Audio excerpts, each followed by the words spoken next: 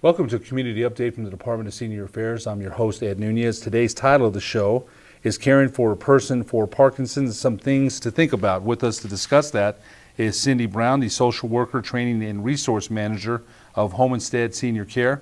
Cindy, once again, welcome to the show. I think this has been the third or fourth time we've had you on, and it's always a pleasure. Thank you. When you and I emailed you about 2 weeks ago, so said if you had anything new, and you always have something that's this is kind of current too, because Parkinson's, we talked about this before we got on.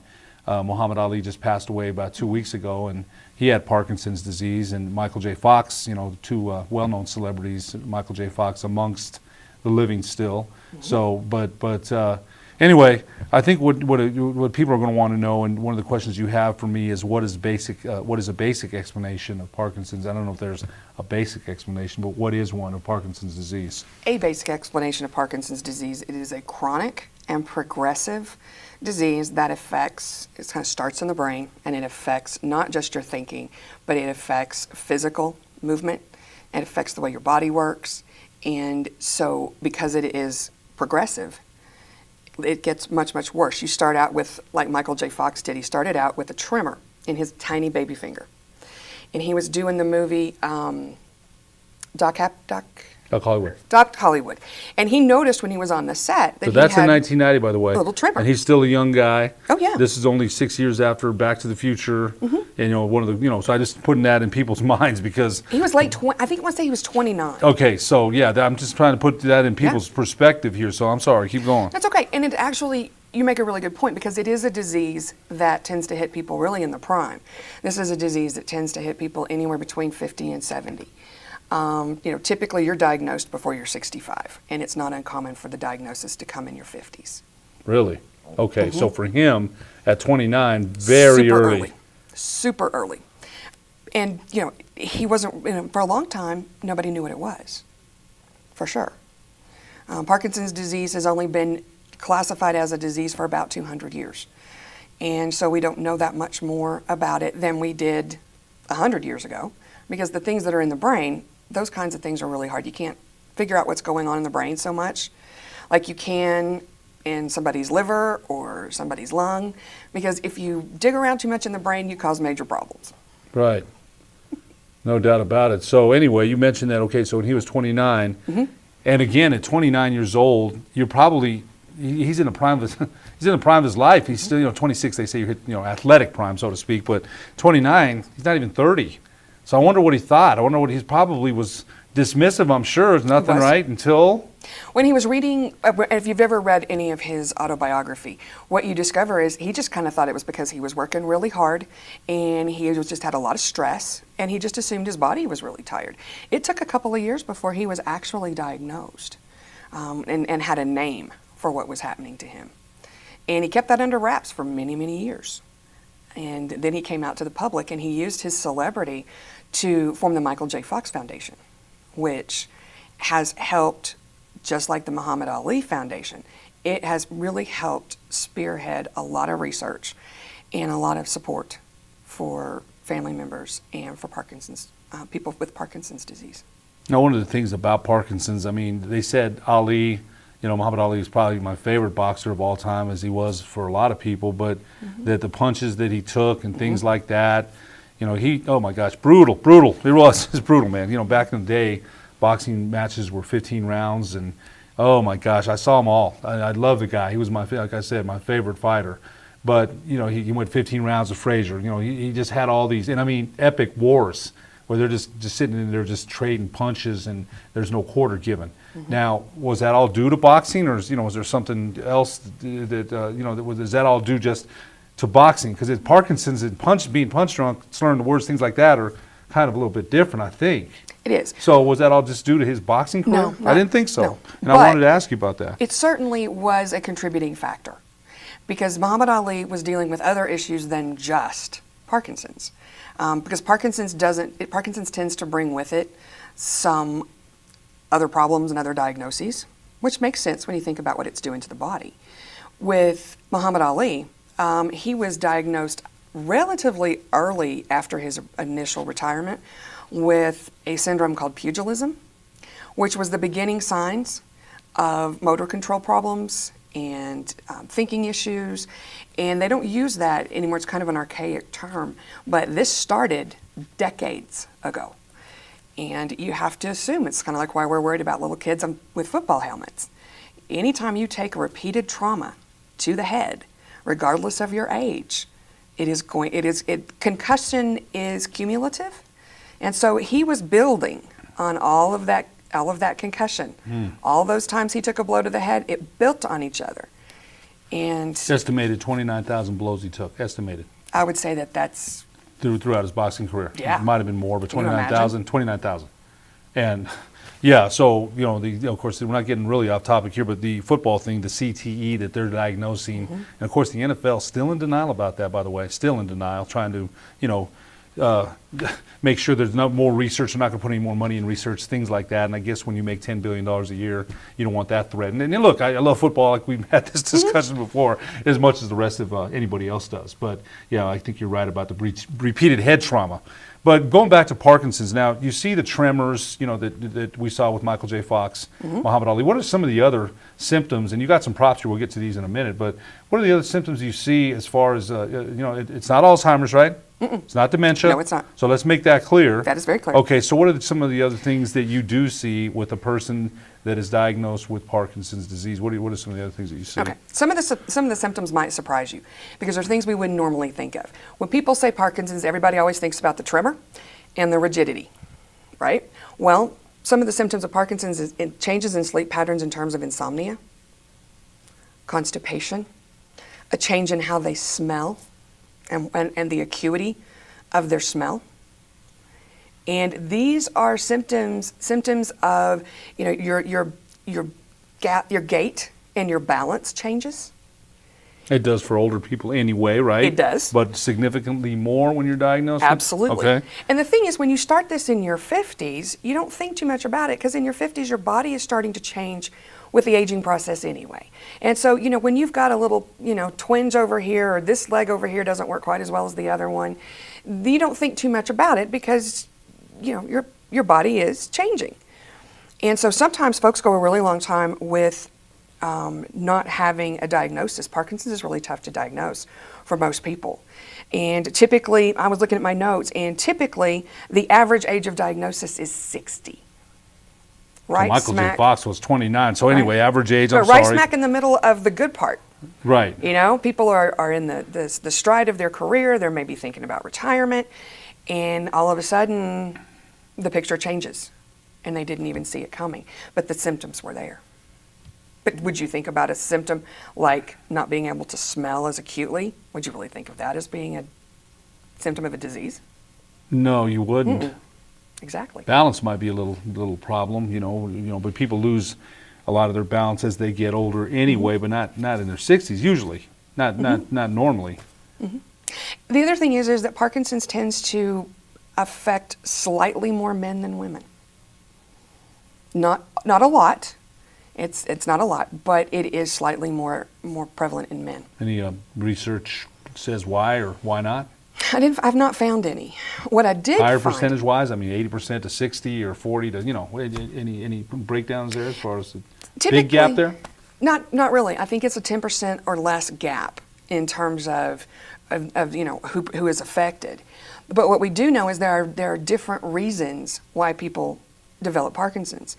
We know there is a hereditary factor in Parkinson's because you'll see granddad had Parkinson's, dad had Parkinson's, and now the son's kind of quaking in his chair. So there is some. There is, Okay. but you will also meet many Parkinson's patients who have no one in their family with Parkinson's disease because for a really long time the question is what causes Parkinson's, and it is a huge mystery in terms of what causes Parkinson's because there are many theories and all of them sound plausible.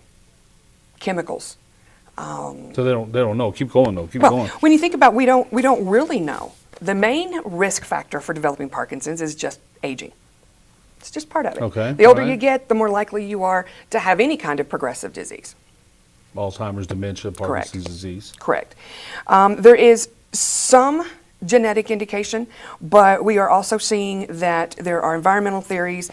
Other things that people are starting to wonder are some of the drugs that people are exposed to in their youth is that leading to some Parkinson's disease? So you're looking at, is it something in the water? Is it the pesticides? Is it the, the radio microwaves? We ask these questions about Parkinson's. We also ask them about dementia. But when you think about it, Parkinson's was defined in 1917. Alzheimer's disease was defined in 1916. Parkinson's was 1816. Excuse me. And Alzheimer's was Wow. 1916. Okay. And Yeah, so that's they 100 didn't years have after that. pesticides back then. No. And they didn't have the radio waves back then. But there are a lot of people who believe that there are environmental causes of Parkinson's. Anything to put your hand on, your finger on, and say, well, that is because we studied it, and here's what we found out of 500 patients, more or less. Now, these are all still theories. Mm-hmm. Okay, all right. Absolutely. Much like we have the theories of what causes dementia. They still don't know. Mm-mm. Now, Parkinson's disease does have an element of cognitive change. About 70% of Parkinson's patients will have some changes in their thinking. Not necessarily a dementia, but changes in their thinking. And when you think about what's happening to their brain and happening to their body, that makes sense. Because Parkinson's disease is a lack of the dopamine that the body is not producing the dopamine that it needs. So it makes sense that you would have some thinking changes. Can you describe, what'd you say, Dopamine? Yeah, describe that, because, the layman's not going to know. Okay. I didn't know, and I'd never heard of it. So, Okay. I hope I didn't catch you off guard on that. No, But yeah, that's okay. describe that. That's okay. Dopamine, and you've heard about it, L-Dopa, dopamine. It is an essential substance in your brain. It's a protein in your brain that is essential for making muscles work, making your body work, and your brain work effectively. And so the way that we treat Parkinson's is we try to replace synthetically some of that dopamine. However, it's never quite enough. And the other challenge that Parkinson's patients have is that in the beginning, the medications work better. But as the disease worsens and they've been on the medications longer, the medications become less effective. There is great research right now on some new medications to help with the Parkinson's disease. It's basically a disease you're treating the symptoms of. There's also the deep brain stimulation that continues to be an option for a lot of Parkinson's patients that is much more attainable and much more effective than it was in its early days. Effective? Mm-hmm. Okay. Mm-hmm. All right, Because it's helping that brain fire. Right. Yeah. Boy, that's interesting, man. It really is, because, again, it's different than dementia and Alzheimer's. Yeah, totally. It's not the same thing. No. You don't, suffer from memory loss with that, or, you're just, still able to communicate, things like that. Well, this is the difference challenge. between, in other words. This is the challenge. With dementia, it's mainly, when you think about it, it's memory, decision-making, processing, and, if this, then this. Well, when you're a Parkinson's patient, you've got a double whammy in that. Not only does it take you longer to process and respond as the disease gets worse in the further stages of the disease, but you're also trying to get your body to do what it's supposed to do. And so it makes sense that if it takes your body longer to process what your body's going to do, it's going to take longer for your brain to process too. And we are a naturally kind of impatient, kind of creature. We expect if we want to raise our hand and scratch our ear that we can raise our hand and scratch our ear. We don't expect it to take a fair amount of time or any thought. And that happens as the disease progresses. Incredible. Just the thing you described, I think when, I remember watching PBS back in the day, the amazing machine, the human body. Mm-hmm. And that thing that you described, dopamine, mm-hmm. I didn't even know that. I didn't know that, so I just learned something, and I think, again, the human machine is amazing. It really is, the body itself. Mm-hmm. So these things that they don't develop. Anyway, what are some practical things that people with Parkinson's disease and their caregivers can do to make it easier and safer to live with the disease? I mean, I think that's, and I'll ask you in a minute another question, but what are some of the things that they can do? I'm glad you asked that question, since I told you to. That's right. Yeah. You tell me to do a lot of things. Yeah. No comment. The thing with Parkinson's disease is that your needs change every day. So what works today may not work tomorrow. And the key in many ways is adaptation and being patient with yourself and giving your body time to respond. When I was working on a training for Home Instead on Parkinson's, one of the things I was very blessed to do was sit down with a very, very articulate late-stage Parkinson's patient. And Interesting. Okay. Yeah. she was incredibly forthcoming and incredibly honest, just real honest answers about how she was being affected and how she was coping with it. She was in the part of her disease, however, that it was in the late stages, and there was only certain times during the day that she could really conversate because of the energy that it takes and because of the challenges in her medications. And so we had to time these conversations, whether they were on the telephone or in person, we had to time them just right. And sometimes she wasn't up to it for a 20-minute conversation. With Parkinson's folks, you have to manage your meds very carefully. At some point, when you take your meds and when you eat and what you eat becomes a challenge because of the medications interacting with the food. At times, Parkinson's patients go from having medication once a day or twice a day to as many as I've got one Parkinson's patient right now with 9 doses a day. And she Depending has on the stage 6 of the disease? Yeah. Okay, all right. Yeah. But that's because the medication, it stays on longer. When a Parkinson's patient's medication is working, we say it's on, that they're on. And those times are really precious. And so it's making the best of those times and making it a real point for energy conservation. Yeah, I got it. Yeah. Thank you. Energy conservation, because if you use up all your energy doing this, then you got nothing left for this. And so you start to look at things that make things easier.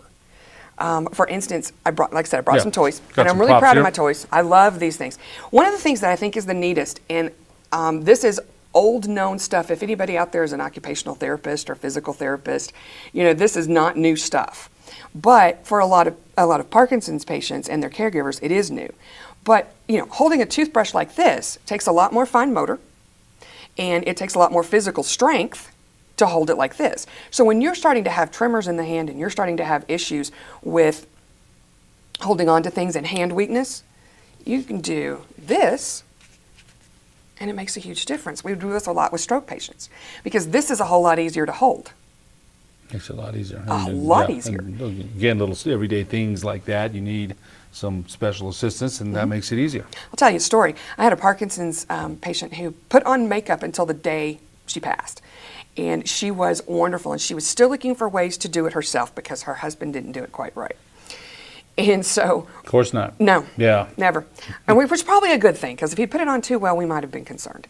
But we were able to buy the right size of the foam, and we actually were able to put it around the wand of her mascara, which scared me to death because she had the tremor.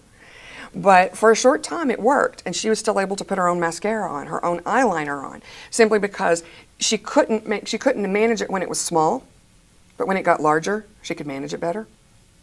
And that was a big deal to her because that's part of of her womanhood. Right. She felt like was Dignity, being able to put her face on. esteem. Right. Some of the other things are, I love the weighted silverware, because the weighted silverware is, if you have a hand tremor, it's much easier to manage weighted silverware that's also built up than one of those tiny little dainty little girly forks, when you think about that. And so it's all a matter of maintaining people's independence as part of their dignity. And so I would far rather someone be able to access adaptive equipment like this than stop eating favorite foods or stop eating in public or stop eating things that are difficult to eat, because they have just as much right to eat as we do. And so the adaptive eating equipment is probably some of my favorite. At some point when you have the rigidity, tipping your head to drink can be a real challenge. Right. Nosy cup, niftiest thing in the whole world, because now the cup tips, not your head. And so they're very basic, simple things. A divided plate, remember these from school lunches? Oh, yeah. Okay. These are the niftiest things in the whole wide world because, first of all, with a divided plate, you can use the walls and the divisions to scoop. The other thing is, on the bottom of this plate, there are little rubber feet. And so it helps the plate stay in place so that you don't have that problem as That's much. sliding. Exactly. Yeah. One of my Parkinson's patients turned me on to asking the pharmacy to put meds in bigger bottles. Because when you have the little tiny squirty little bottles, and they're harder to put your hands on, and they're harder to open. Whereas if you have the big bottles, it's much easier to get your hands around. And so we started asking pharmacists to put medications in much larger bottles. And we kind of got to the point where with this particular patient is we had just the big bottles and we just dump them into the big ones. But this is much easier to hold, much easier to manipulate, much easier to get medications out of than something that was small. Right, right. So there's just little things here that you can, you know, you mentioned, I thought the mascara was pretty cool, the toothbrush. The mascara really was pretty cool because it was such an important thing to her that we put the foam on the mascara wand, but we also learned how to help her. We would actually help hold her arm because this was a really big deal for her. And so we learned how to help her because every single time she could put on her own makeup, she felt better about herself. And so every single time was The victory. important. Absolutely. It's a victory, man. Absolutely. You know, it might be small to some people, but that's an everyday thing that she was able to do. And like you said, esteem, dignity. I mean, we're big about that in our department anyway. Very big about that. But I think, you know, things like that in everyday life, everyday person's life, being able to do something, you know, it seems small, seems simple, but doing it yourself, again, you're right, husbands are never going to, you know, put things, they're going to try. I couldn't begin to try to do that for my wife. You know, I could try, but it would never be the same. You know, no way. There's no way. Probably be kind of funny. the first Yes, time. it would be. The other thing that happens is a lot of the tricks and techniques that folks who are dealing with Parkinson's disease use are things that they found out kind of by trial and error. One of our patients actually had one of our caregivers. She had the really tall bar in her kitchen. And so she was beginning to really struggle with her mobility. And so what she decided to do was she had wooden bar chairs. She decided to have our caregivers cut the legs off the bottom of her chair so that it finally got to just right at fanny level. And so it wasn't that she had to sit or she had to work real hard to stand. It was basically she backed up, let her knees bend, and she was sitting. And then getting up was more of momentum. That And helped about the for balance, right? A months. couple of things about the balance there, Yes. things like that. It helped for months. Sometimes Parkinson's folks need to rearrange furniture because as the disease progresses, sometimes Parkinson's folks don't really manipulate corners real well. And so you think about it, if you're going to do a normal corner, you and I could, you know, do this 90-degree thing. With a Parkinson's patient, sometimes they got to take a wide corner. And so sometimes it's how you arrange furniture. Boy, that seems, again, maybe like a small thing, but it's huge. Well, of course. Chairs, tables, you know, yeah. We So- had one Parkinson's patient that she kept falling in the exact same place. We never knew what day she was going to fall, never knew what time of day she was going to fall, but for whatever reason, the room was configured that it was a challenge. So we moved the furniture to help with giving her more space to work. The other thing we did is instead of having a lazy boy chair there, we put a love seat. So she had a soft place to land. If she fell. And it made a difference.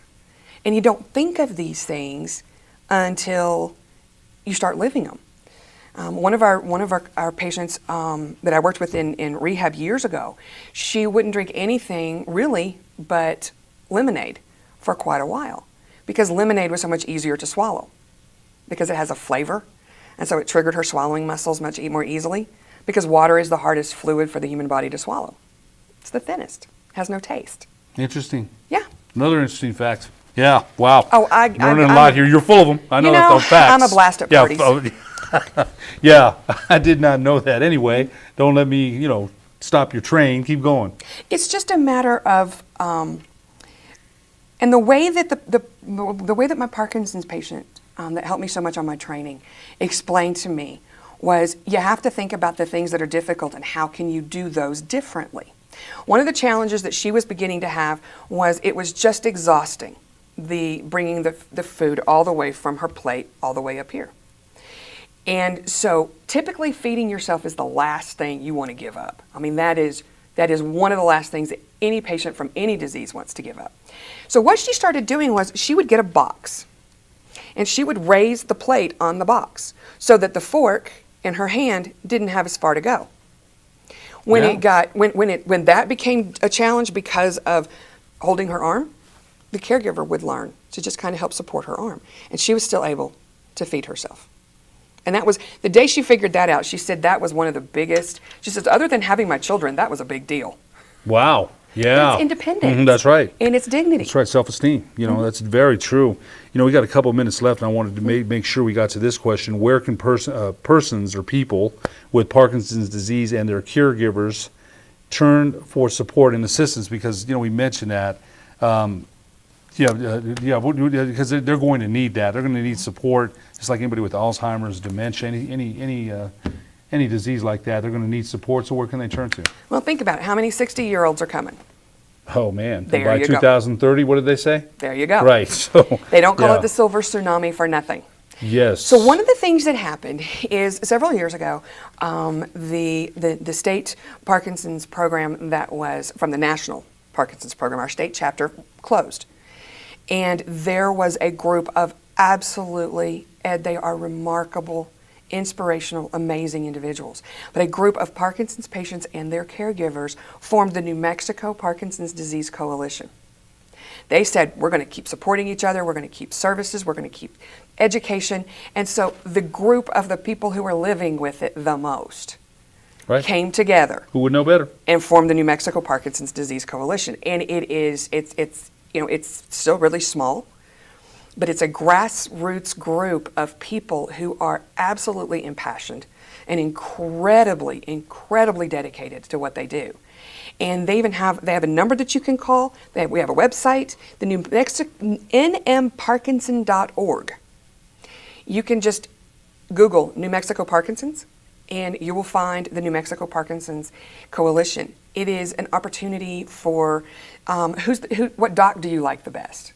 Because there are plenty of docs who are neurologists, but do they really enjoy working with Parkinson's patients, or is that their specialty, or would they, do they work with other diseases instead? Who are the good docs? Who are the good therapists? Where do we go? And so talking to the Parkinson's Coalition really and truly is an excellent place to find out what the local resources are statewide.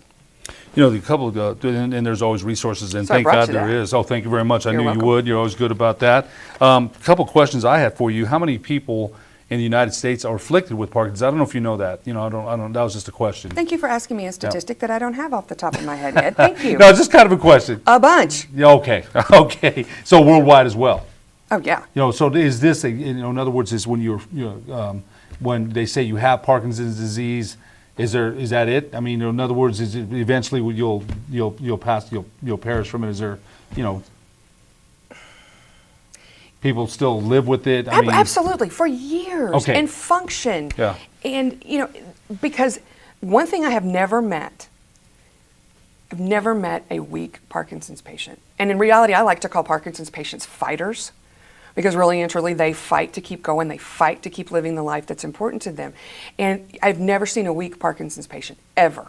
Got about 30 seconds left. Wrap this all up for us, Cindy. Well, and it's an opportunity to reach out if you're concerned, if you have a question about who you could see, how to talk to your physician, what resources are available, what educational resources are available, and support groups. Call the New Mexico Parkinson's Disease Coalition. Google it online. And anytime that I can be of service, I can point you in the right direction. You got your phone number there, Cindy? I know you do. 884-0353. Cindy Brown, caring for a person for Parkinson's, some things to think about. You certainly gave us, and I know myself, a lot to think about. Good. You're from the social worker at Home Instead Senior Care. Thanks so much again for being our guest. My pleasure. I know you'll be on and with us again shortly, I'm sure. All you have to do is ask. For the Department of Senior Affairs, I'm Ed Nunez.